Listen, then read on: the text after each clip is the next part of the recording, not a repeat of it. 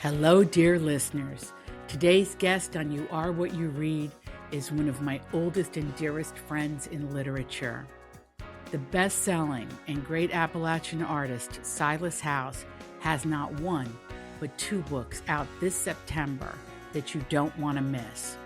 A new novel called Dead Man Blues and a book of poetry, All These Ghosts. Now, if you know Silas House, you're going to remember the Cole tattoo. You're going to remember Clay's quilt. Silas was the recipient of the Duggins Prize, the largest award for an LGBTQ writer in the nation. He was inducted as the Poet Laureate of Kentucky from 2023 to 2025. And he also became a Grammy finalist. It's only a matter of time till he wins that baby.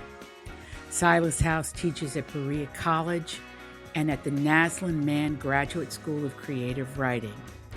Ladies and gentlemen, I am so proud to bring you for the first time on the You Are What You Read podcast, the very inspirational, hilarious, and wonderful Silas House. So I'd like to start with this question. What does it mean to you to be Appalachian? Well, I think it's a source of great pride, mostly because most of the world teaches you to be ashamed of that. And so True. I always say, when the world is judging you that harshly, you have the choice to either be ashamed or to be really proud. And I think most of us choose to be really proud. And there's so much to be proud of. Of course, there are problems like anywhere else, but overall, I'm so glad that I'm from where I'm from. Now, when we describe what an Appalachian person is, it's first of all quite, to use an old word, diverse, because the Appalachians attracted the most inventive immigrants and also was a place in the stretch from southern New York to northern Georgia.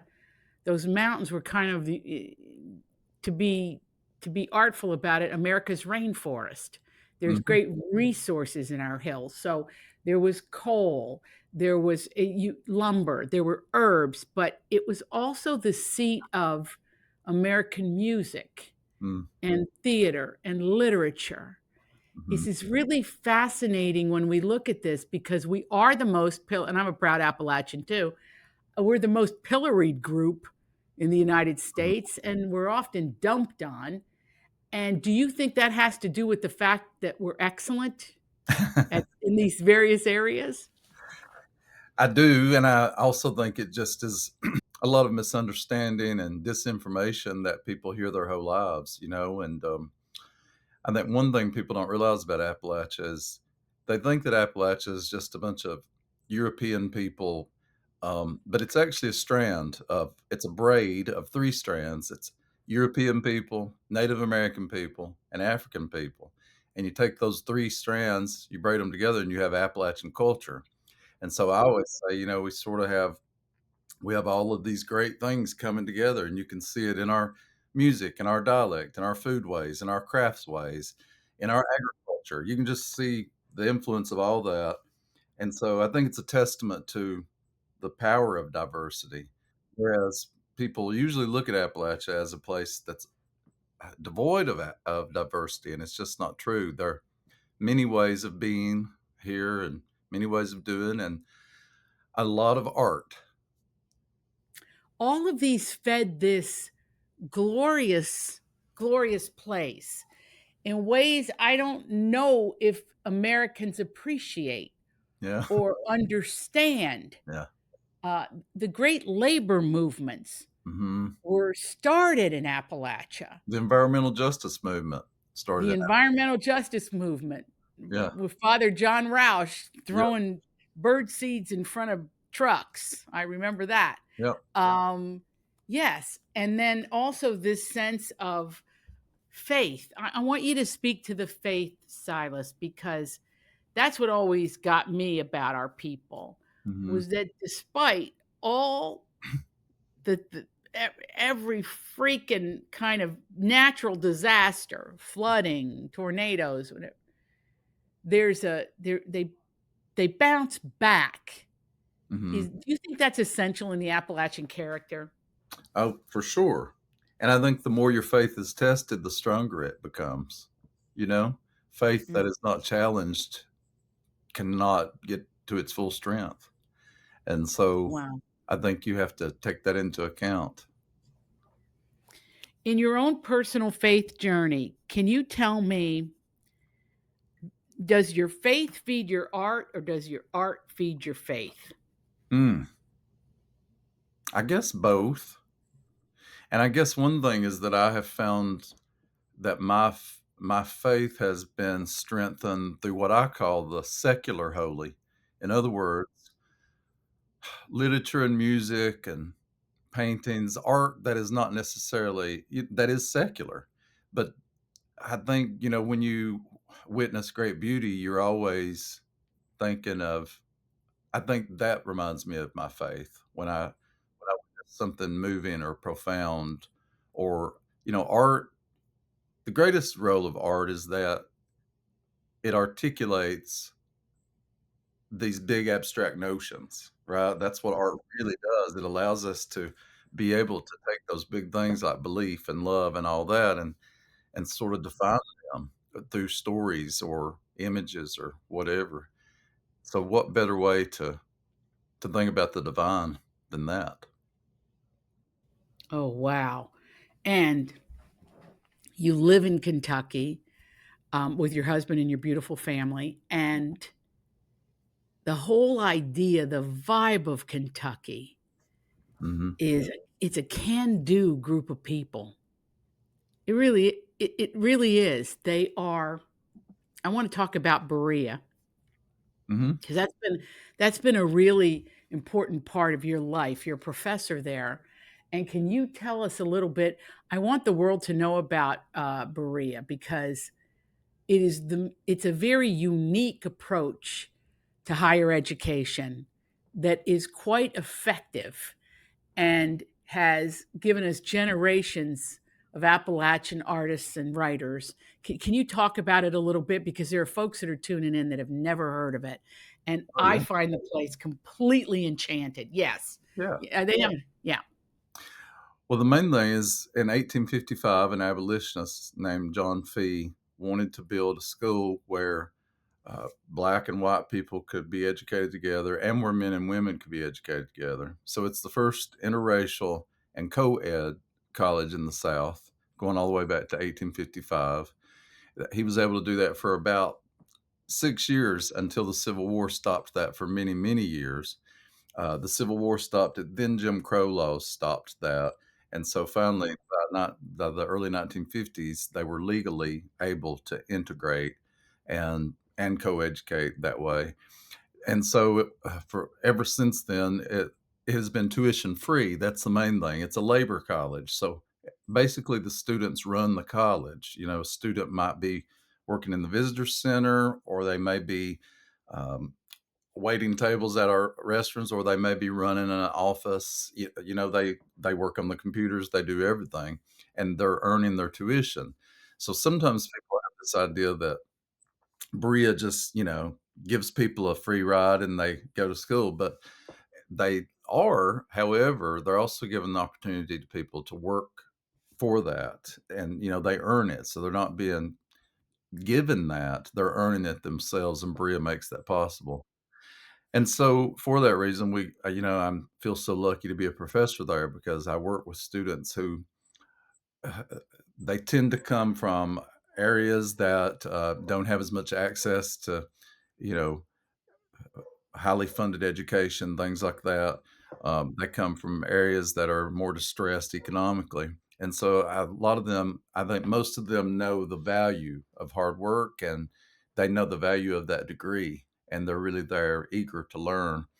And it just makes, it's all the difference in the world to a teacher when you have a classroom full of students who actually want to be there and actually want to learn. Yeah. Silas, what does it do to a human being to be raised in economic uncertainty and poverty? from your point of view? Mm. Well, my parents were raised in deep poverty, the kind of poverty people always associate with Appalachia. And I think it just made them uh, so afraid of being, they always wanted to be working to, to make sure that they were safe in the world. They were economic. And most of all, they wanted to make sure that it was better for me than it had been for them. And I think that's a big part of, you talked about immigrants earlier, and I think that's a big part of the immigrant experience, is that you want the next generation to do better than you did, and you're always working toward that. Um, there was also a lot of shame involved in, having been poor, having been on public assistance, things like that, because, like I said earlier, the whole world is telling you to be ashamed of that. And so it's something that I write a lot about is that, you know, the desire to do better, but also to think about what is true quality of life. True quality of life isn't necessarily being as greedy. It's not the result of being as greedy as you can be. It's just the result of getting, what you need and what your family needs. A big saying in Appalachia, I'm sure you've heard, and I guess in lots of cultures, is enough is as good as a feast. And I love that. Just the desire to have enough, and the desire to have enough to share it with other people. That's what I was taught. My parents were great social justice models in that way. I've been asked many times about Appalachian literature, and I always say, read Silas House, read Barbara Kingsolver, the great Lee Smith, Ron Rash. We could keep going, okay, and you'll add some names in there too. But in my mind, you and Barbara carry a certain kind of water in American literature. It's a celebration, but there's a clinical eye to it. And when I say clinical, I don't mean cold. I Mm. mean an honest interpretation of what you have seen. I mean, if you look at Clay's Quilt or The Cold Tattoo or any number of your books, in the heart beating is a great longing for a better life. Would you agree with that? Yeah, I think that's at the heart of most literature set in the region. I mean, we can add Adriana Trajani to that list for sure, and that longing is certainly in your work, and especially in your Appalachian work. I think Hmm. that's why people love your writing so much.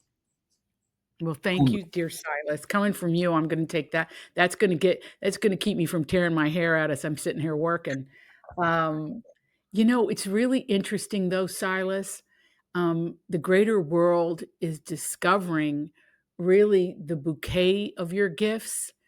And this year, I mean, I am agog at you. All These Ghosts is your poetry collection. Now, I would argue that your novels are poetry too, but these are real. This is poetry. I mean, this is you and imagery and great emotion about what you see in the world.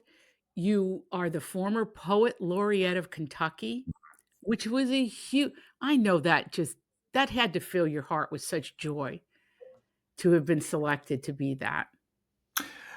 Yeah, I mean, it really means something to be able to go across your state and represent the arts, and especially to make young people more aware of that they have a literature to be proud of that can be transformative. I mean, when I was growing up, a writer never visited my classroom, and I can't imagine what that would have been like for me. It would have just blown my mind. Um, Mhm. and so now it's just, it's especially wonderful to get to go into classrooms and to meet young writers, who are Yeah, already starting to identify that way and all that. Um, I was also lucky to serve as poet laureate under a governor who really cares deeply about the arts, Governor Andy Bashir.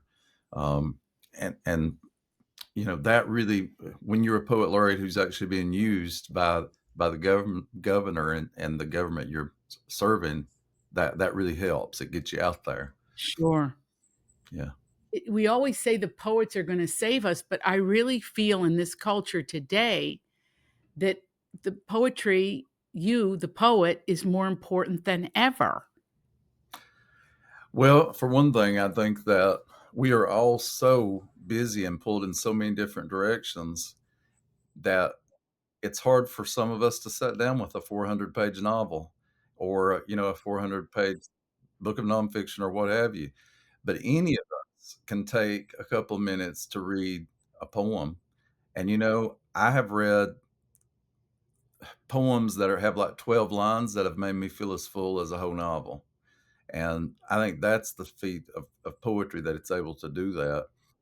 Um, and so I love that about it. And I think you see it a lot on social media now, because of that, because people do need that. They need that in their lives. They need that little bit of art, and the poems are more accessible.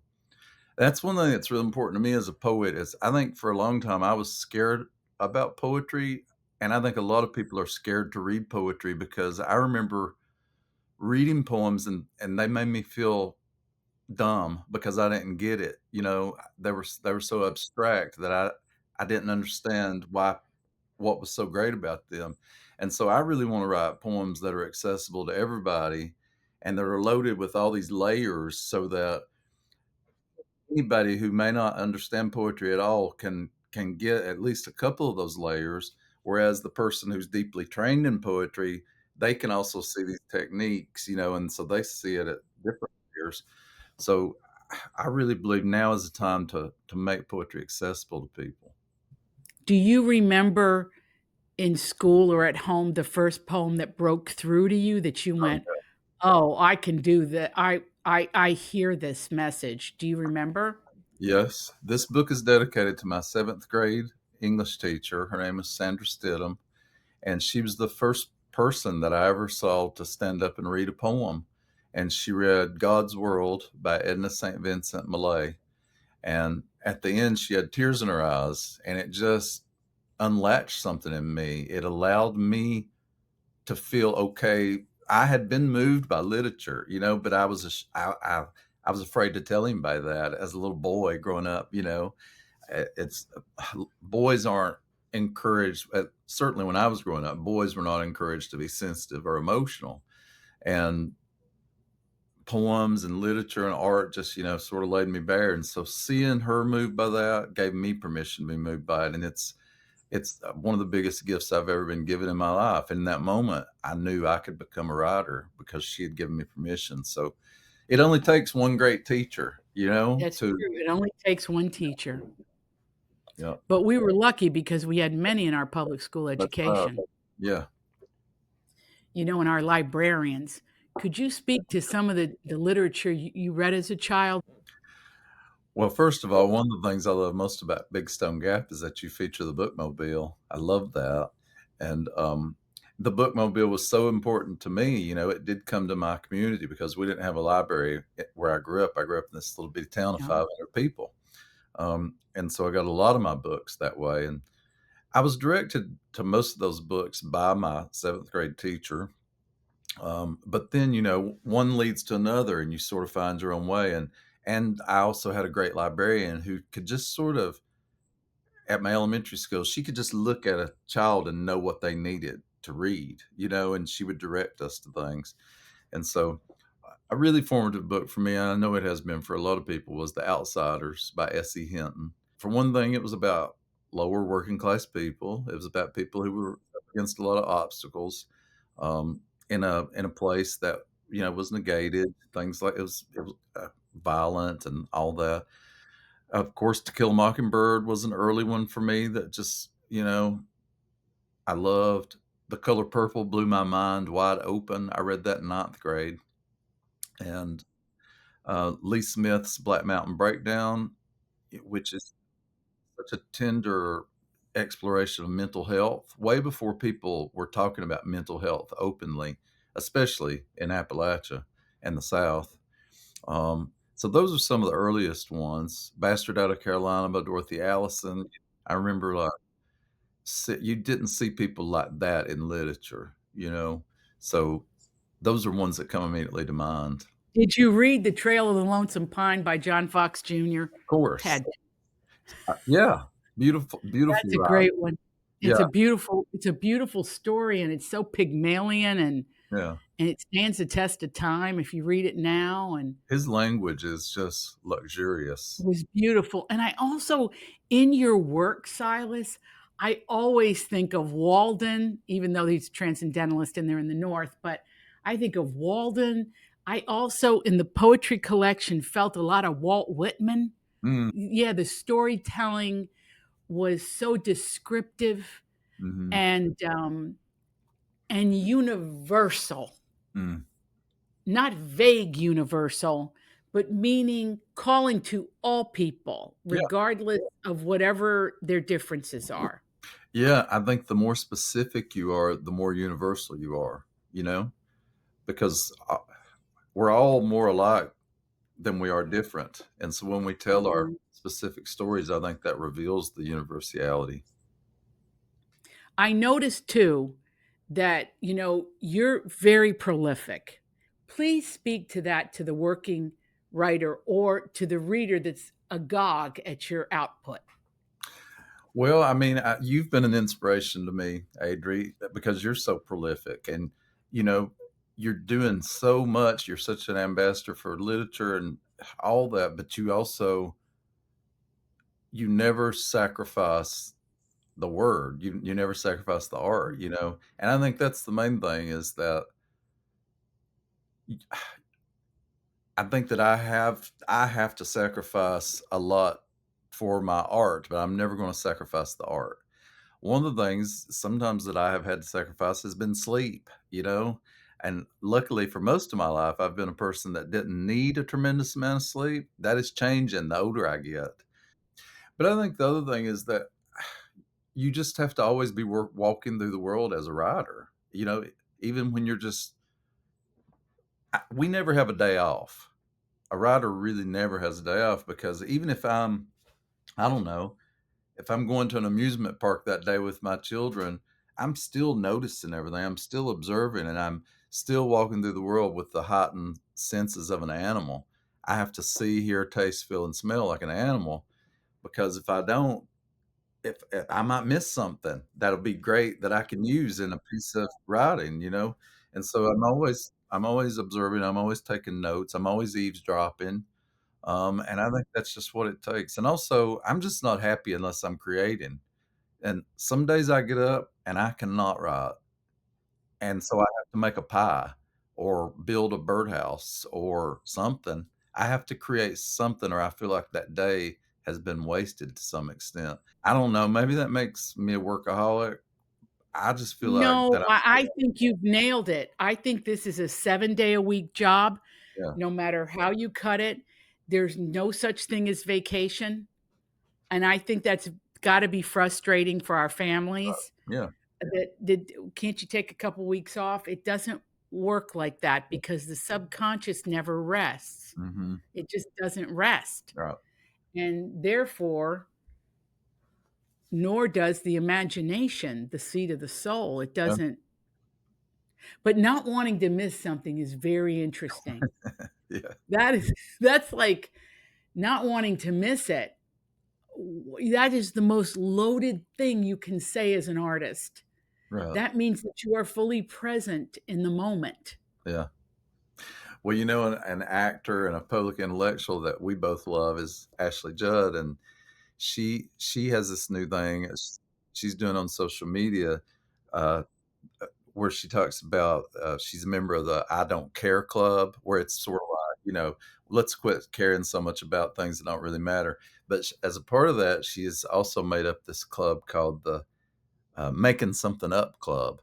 And so she talks about how from the time she was very little, she would just make things up, just entertain herself. And I think that's a big part of why I'm a writer because I was always making things up to entertain myself. To the main thing that I was never allowed to say as a child was I'm bored. And I never allowed my children to say that. I would never let them say, "I'm bored," because that meant if you're bored, that means you should be doing something. You should be making something up for yourself. You know, you gotta entertain yourself. You gotta find ways to have fun. That hike or that birdhouse you're building or that pie you're baking or Yeah. or that lesson plan you're creating.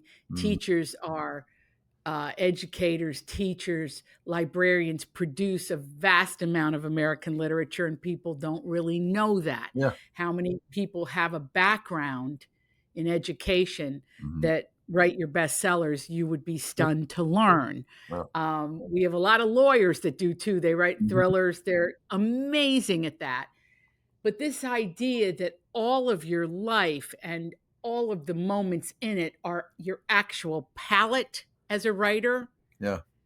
is astonishing. And let me just say this about Ashley Judd. She's besides being a phenomenal actor, and how lucky we were, Silas, to be there to watch her work in Big Stone Gap. I mean, I'll never get over it. I think of her all the time. But she has a mission that was bigger, always bigger Yes. than her talent as an actor. Mhm.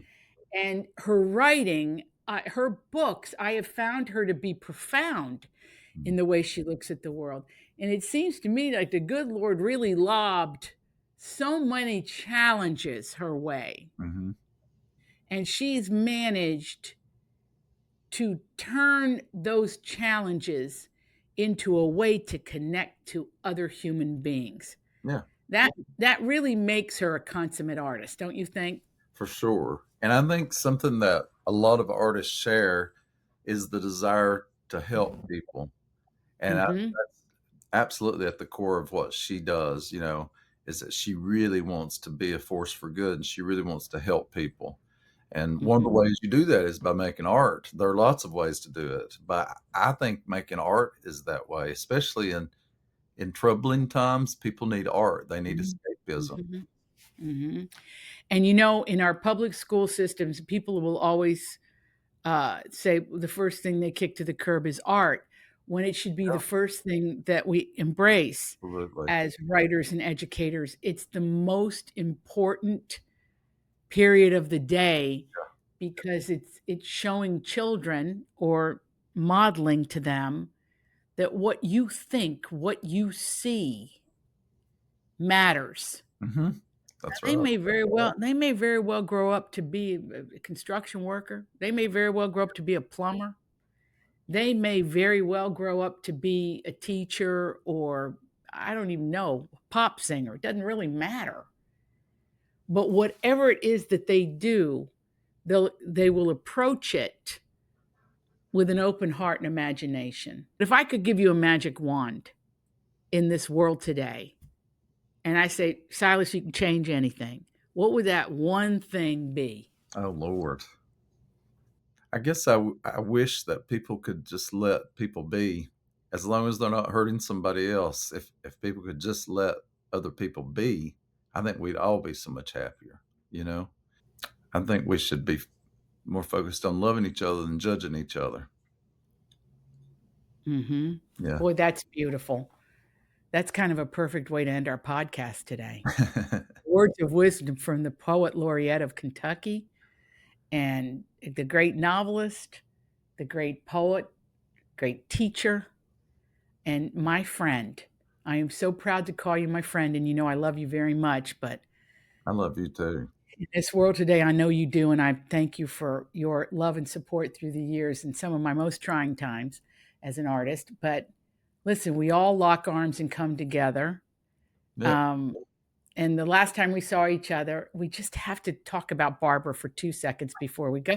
You can't talk about Barbara Kingsolver for 2 seconds, but we can say that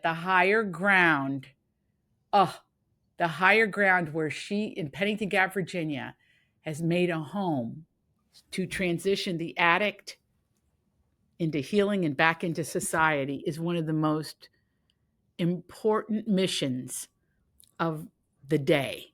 Yes. And ultimately, it's all about choosing love over judgment. You know, that's what that mission is doing. It's just helping people. And And yes, choosing healing over condemnation, exactly. Yeah. and community over isolation and Mhm. siloing the addict. Yeah. That's one of the main things we need more of is community. You know, Yeah. I the internet has done great things. I mean, it brings us, together in so many ways, but I think social media has made us less social in lots of Mhm. ways. As many ways as it's helped us, it's caused us to be together less in person, and Mhm. we need to be together. We need to be talking to each other, not at each other. Mhm. Mhm. 2 words, potluck supper. That is the most pancake breakfast. Come together. Yes. And I can't wait to come down to Kentucky and enjoy that with you, Jason, and all our friends. It'll be wonderful.